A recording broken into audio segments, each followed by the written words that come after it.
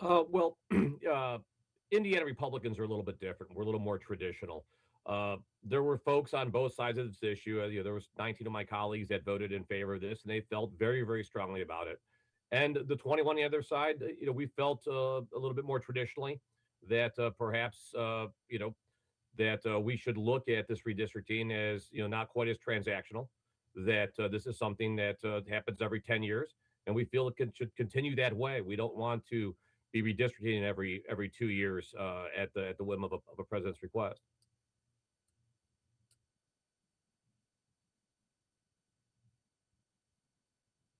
It's bad policy, in my opinion, and the opinion of others. It makes the legislative process just too transactional.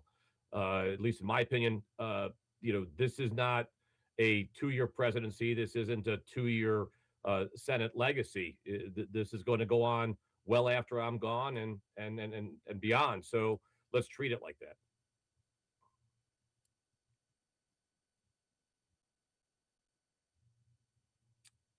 I was a little concerned. Obviously the threats of removing resources from your state are always a concern, but we have to also look that many of the funding sources that come from the feds are statutory.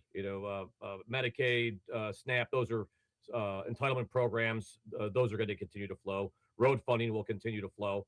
Uh, Maybe some discretionary grant funding might become in jeopardy, but then we're going to have to lean on our congressional delegation to make sure that they're doing their jobs to do the best for our citizens of the state of Indiana.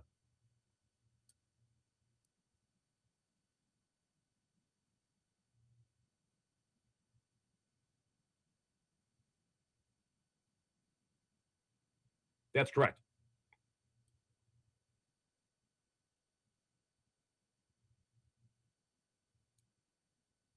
Yeah, unfortunately, yeah, unfortunately, it was right after Thanksgiving. I had released a post about my displeasure over some a slur that the president used. So we received a bomb threat that night at about 1 o'clock in the morning. Of course, I had to wake up my family.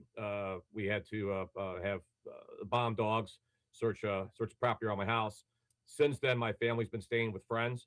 I'm down at the state house now until the end of the week, and they're still not staying at home. So it's very disruptive. I do have small children as well, so it's been a tough couple of weeks.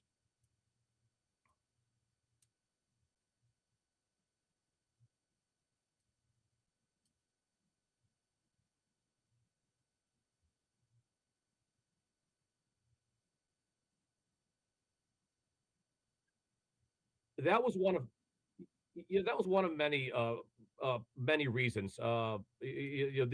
This is an issue that's gonna there's gonna be a lot of decision points, but that I don't want to call it vulgarity, but it seems vulgar to me to just to use those kind of words where we know that's not appropriate. The appropriate way to describe somebody, appropriate way to reference somebody, and words have consequences. And for me, it was just added to a litany of reasons of why this was just bad policy and not good timing, and wasn't deserving of my support.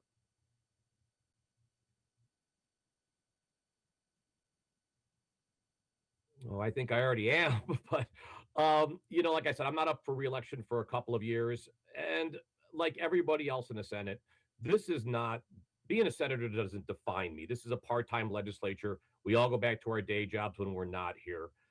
Once you're not here, once the senator retires, or if you're beaten, or as we like to call involuntarily retired, uh, the chamber continues to move and things continue to happen. So, am I worried about getting beat?